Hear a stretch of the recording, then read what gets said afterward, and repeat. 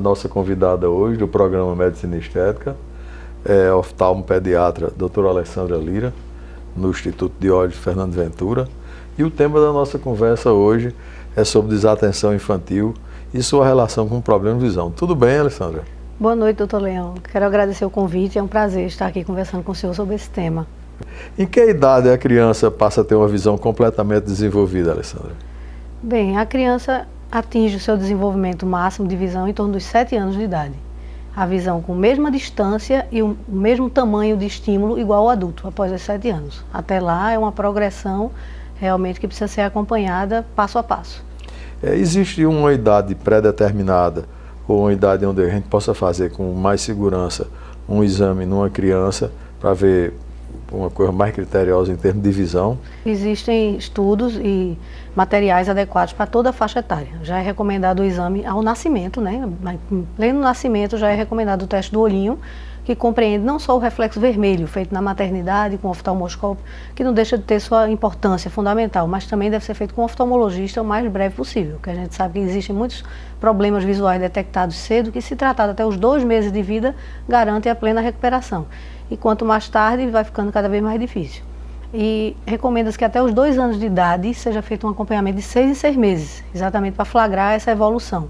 E após os 2 anos de idade passa a ser anual.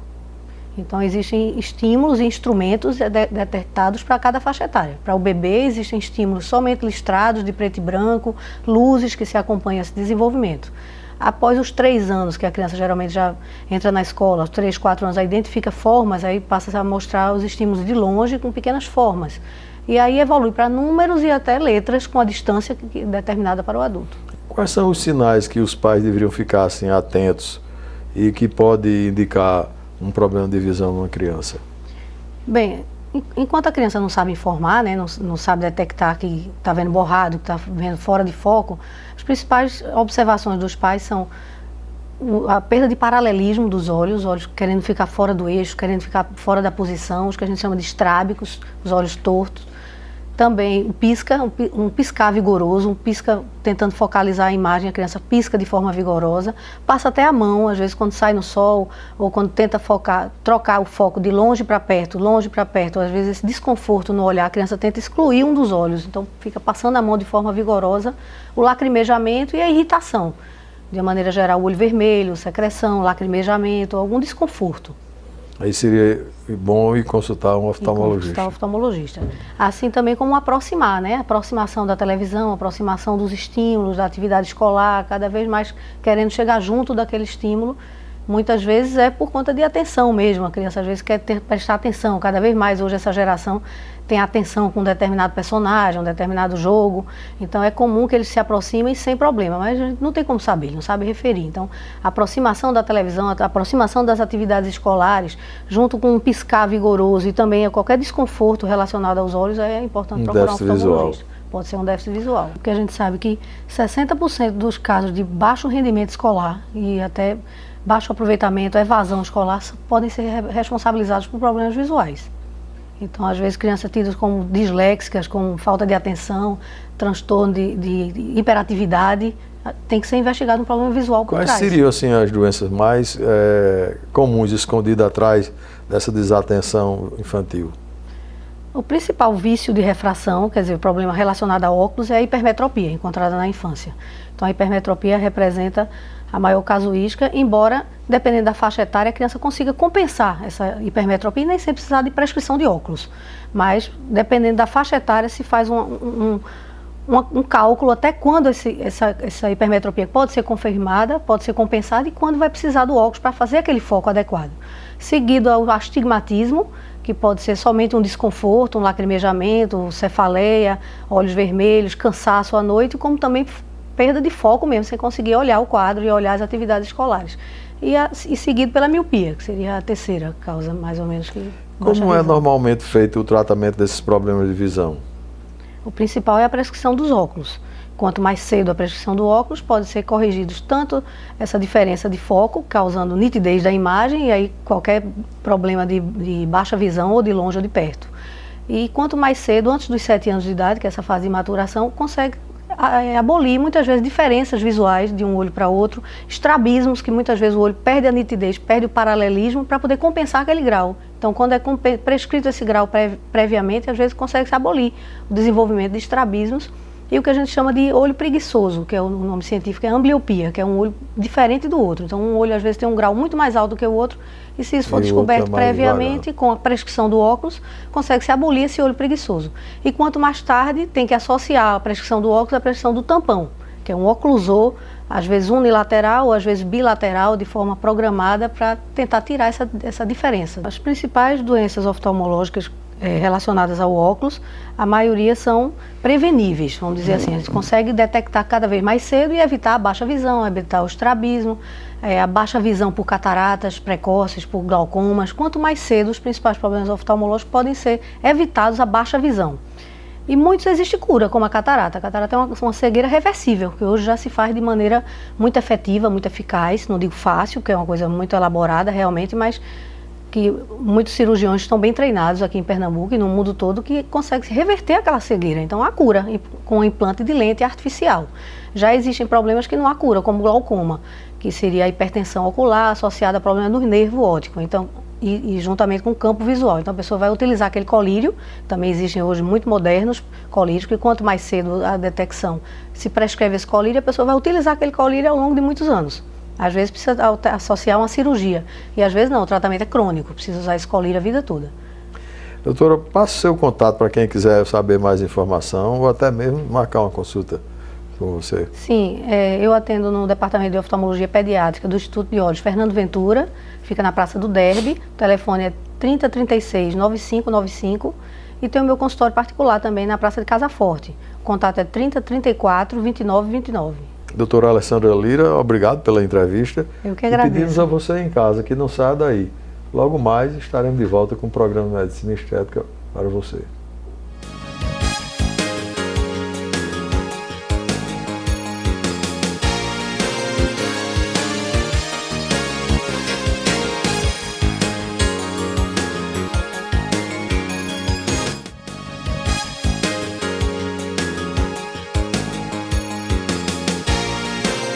A rinoplastia é uma técnica cirúrgica onde se faz uma cirurgia de nariz com fins estéticos, ou seja, plásticos, rino. Isso vem do grego, certo?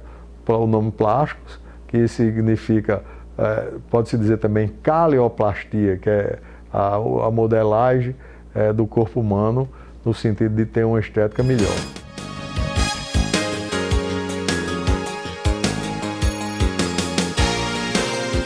A rinoplastia, na maioria das vezes, pode ser associada a procedimentos de cura de função respiratória. Além de ser belo, ele tem que funcionar. Então, às vezes, o indivíduo tem problemas de respiração. É muito comum nas pessoas que têm um nariz mais avantajado, às vezes tem um retrognatismo, o queixo é baixo, e essas pessoas respiram mal, roncam durante o sono.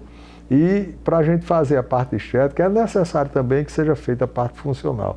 Daí a associação com cirurgiões otorrinolaringologistas, onde eles fazem a correção do desvio de septo e cornetos, para que faça com que o ar entre com mais facilidade e faça o indivíduo respirar com mais oxigenação.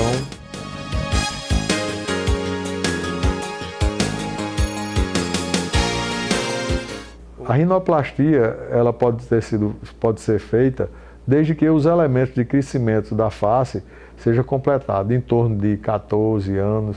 Isso aí já pode ser realizado com sucesso. É uma cirurgia onde o nariz não cresce mais, apesar do nariz ser um órgão que cresça a vida toda, depois de feito devido à fibrose e alterações realmente nesses pontos de crescimento, ela vai se manter com essa estabilidade até o fim da vida. Basicamente, existem duas técnicas para se fazer a rinoplastia. A rinoplastia aberta e a rinoplastia fechada. A rinoplastia fechada é a rinoplastia mais antiga, cujo pai dela é o professor Joseph, um alemão que preconizou praticamente todas as técnicas da cirurgia fechada. Isso nos idos de 1940, e essa cirurgia foi realizada quase sempre ela até 1960, 62, quando se começou a trabalhar também com a rinoplastia aberta. A rinoplastia aberta, como o nome já está dizendo, é uma rinoplastia onde você expõe todos os elementos do nariz para que o tratamento seja feito com mais objetividade. As indicações são precisas para cada caso. Existe caso, principalmente nas reoperações, nos narizes secundários, se faz a rinoplastia aberta.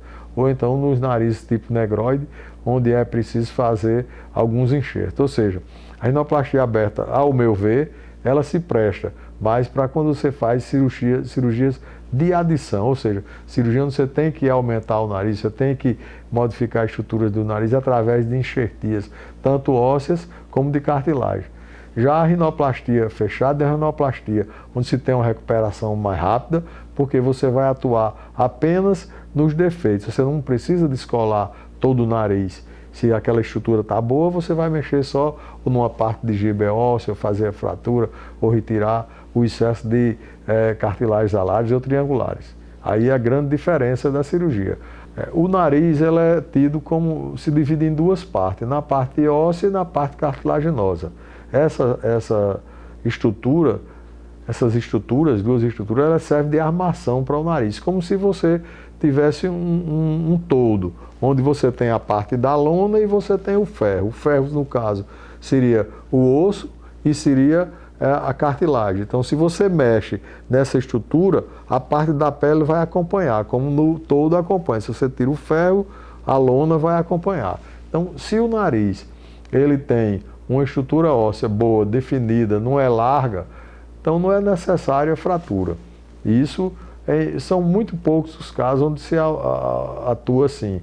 Eu nunca me arrependi por ter fraturado o nariz, mas já me arrependi em algumas cirurgias porque achei que na hora não era para fraturar e depois era. Porque na hora que você modifica a ponta, você modifica o dorso, às vezes essa parte óssea ela fica um pouco larga e é necessário um procedimento que é simples, é feito em torno de 1 a 2 minutos, você realiza uma fratura em qualquer tipo de nariz.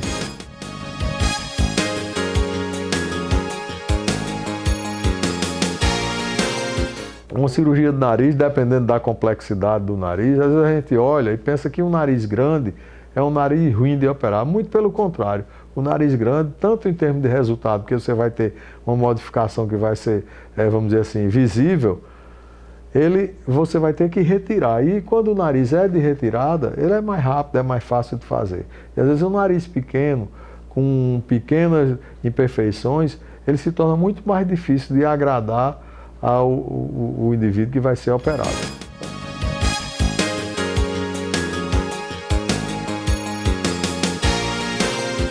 A cirurgia de nariz é uma cirurgia onde a recuperação ela demora mais ou menos em torno de 1 ano e meio a 2 anos, para você ter uma retirada de edema completo. Mas com 2 meses o paciente já tem uma ideia precisa do que vai ser o nariz dele nesses 2 anos. Há um tempo atrás a rinoplastia era feita e depois dela se usava tampões nas 2 narinas, fazendo com que o paciente ficasse 2 ou 3 dias sem respirar pelo nariz, respirando apenas pela boca. Hoje não se usa mais esses tampões. Normalmente o paciente já sai da sala de cirurgia respirando pelo nariz, não como era antes, porque tem um pequeno edema que faz com que o ar se obstrua. E passa em torno de uns 7 dias com a imobilização do nariz com uma pequena tala de plástico, se chama aquaplastic, que é retirada após 1 semana. E depois da retirada desse aquaplastic, o paciente já pode ter uma vida praticamente normal. Evitar sol durante os 60 dias, mas nada que possa impedir uma atividade social em torno de 8 ou 10 dias.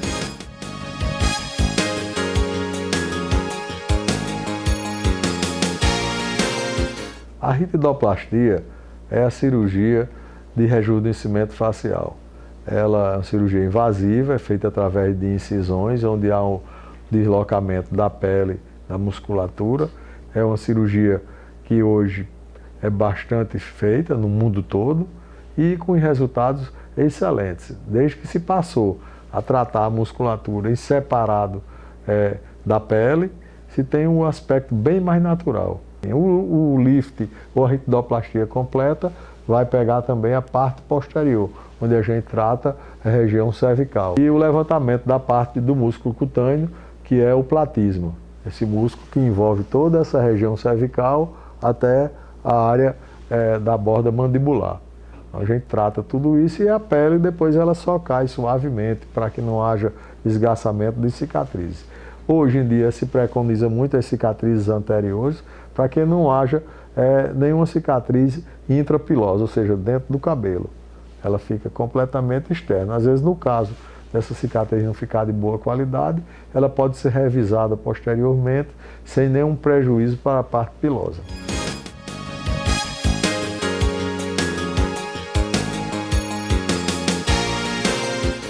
A cirurgia de face, normalmente, ela é associada também à blefaroplastia, ou seja, a cirurgia de pálpebra, onde a pessoa tem aquelas bolsas que dão um aspecto cansado, envelhecido, e a queda da pálpebra superior, que chega a incomodar bastante, inclusive a diminuir o campo visual. Então se associa isso à cirurgia de rosto, que é indicada às pessoas que já têm uma certa flacidez. Se me perguntar qual a idade que se faz uma cirurgia de rosto, não tem uma idade precisa, é a idade em que o paciente se olha no espelho e acha que está precisando daquilo, porque está se sentindo envelhecido. A recuperação é feita através de cerca de 15 a 30 dias, eu digo que com 30 dias um paciente operado já pode andar na rua sem ninguém dizer que ela está operada, mas os resultados só vão começar a ficar melhores na faixa de 60 dias.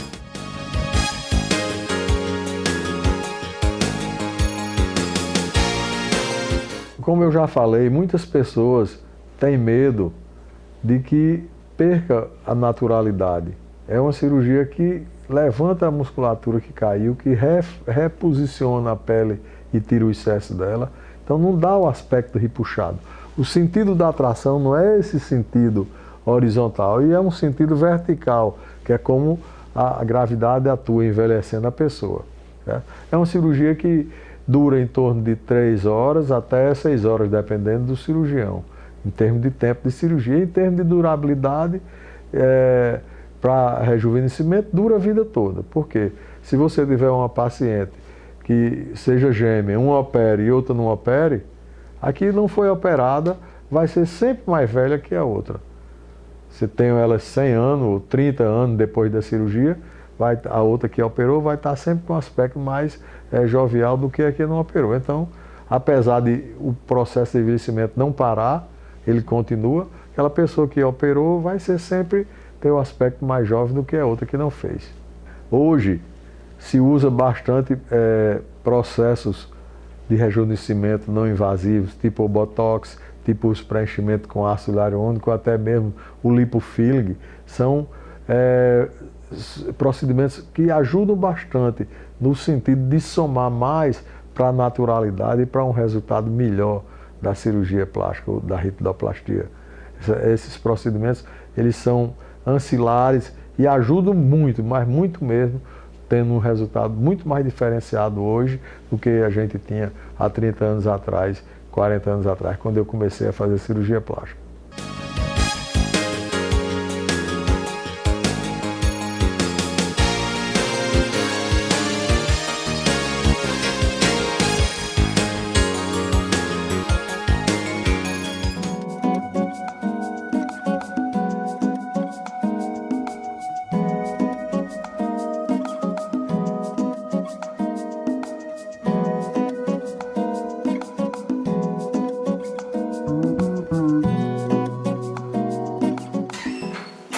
Olá, Beto, tudo bom? Tudo bem, doutor Léo. Vamos entrar, sentar um pouquinho.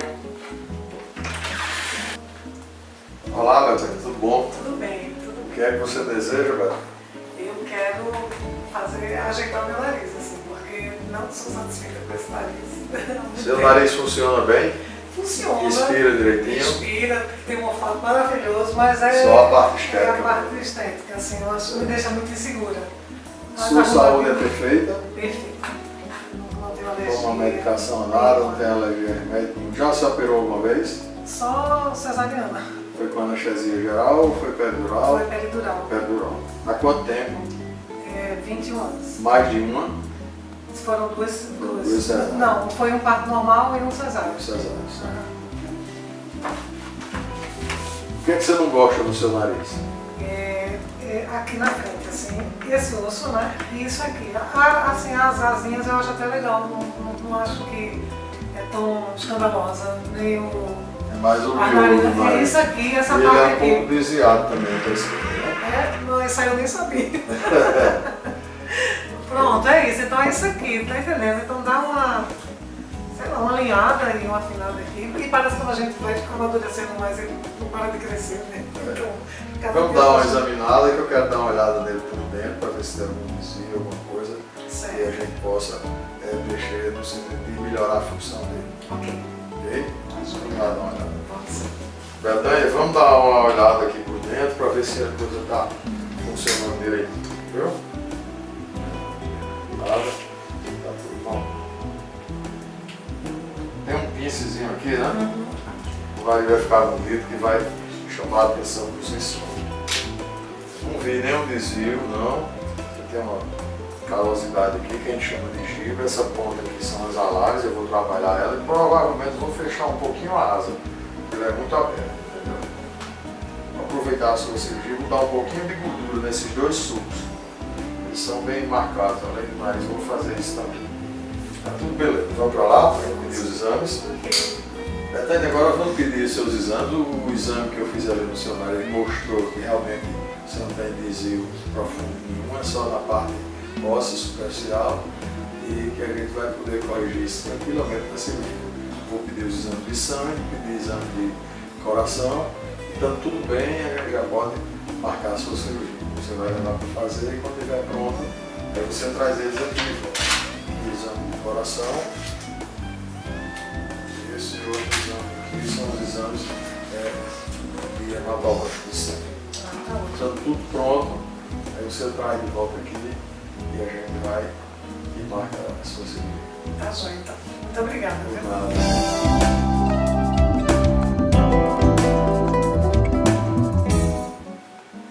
Ok, e aí, Tudo Betânia? bem. Trouxe os exames? Trouxe. Vamos dar uma olhada, ver se está Vamos tudo sim, pra ver se tá direitinho. tudo bem. Tranquilo. Tanto que parecer cardiológico, como os exames de sangue, está tudo bem. Isso aqui.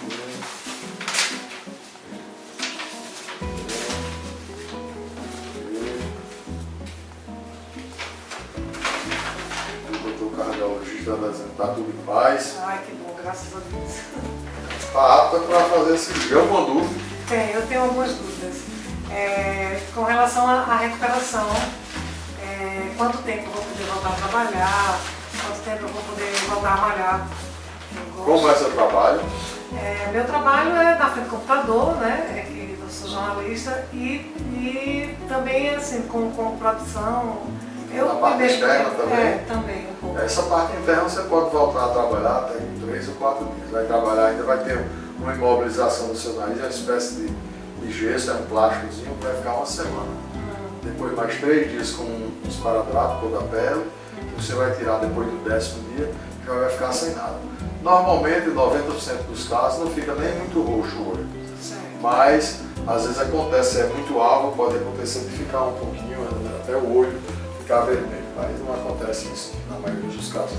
E para voltar a malhar, assim, para fazer minhas atividades Em físicas? torno de uns 15 dias você volta às suas atividades físicas, desde que seja na academia. O Sim, sol na ainda não academia. deixa. São 60 dias se você se expor diretamente ao sol. Certo. Sua cirurgia será com anestesia geral, Bom, parece que vai ter uma duração mais ou menos de torno de uns 30, 40 minutos e logo depois você vai ficar acordada, podendo ter alta umas 3 ou 4 horas, logo depois que acabar a cirurgia.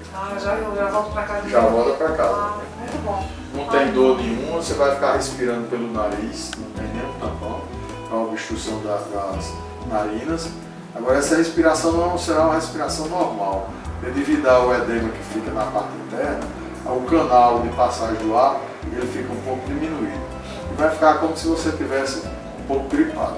Tá certo. Não tem dor nenhuma e vai ser tranquila a sua recuperação, pode ter certeza.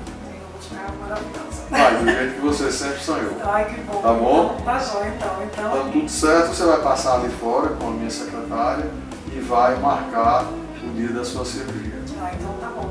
E o nosso próximo encontro agora será no hospital. Ah, que ótimo. Até logo. Muito obrigada. Um abraço, por nada.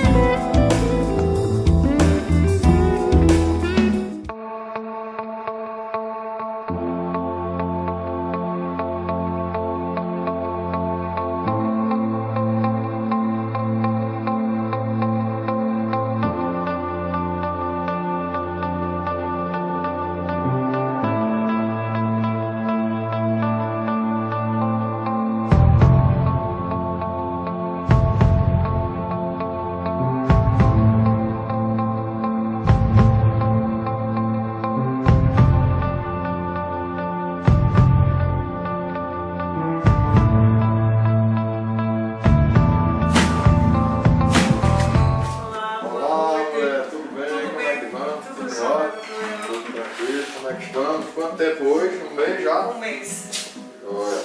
E aí, como é que você tá? Tô bem, tá tudo assim, caminhando. Tá indo direitinho? Tá indo direitinho. Ainda tá inchadinho, chega a tá brilhando, né? Tá, e assim, eu tenho algumas dúvidas, assim, tá com olheira, isso? Todos os preenchimentos? Gostei. Não tá com olheira, não. Ainda tá um pouco arroxeado, né? Ah, Isso aí vai desaparecer. Isso desaparece. Pronto. Mas a expressão do olho já tá outra, né? Você já pode, se quiser, até se pintar.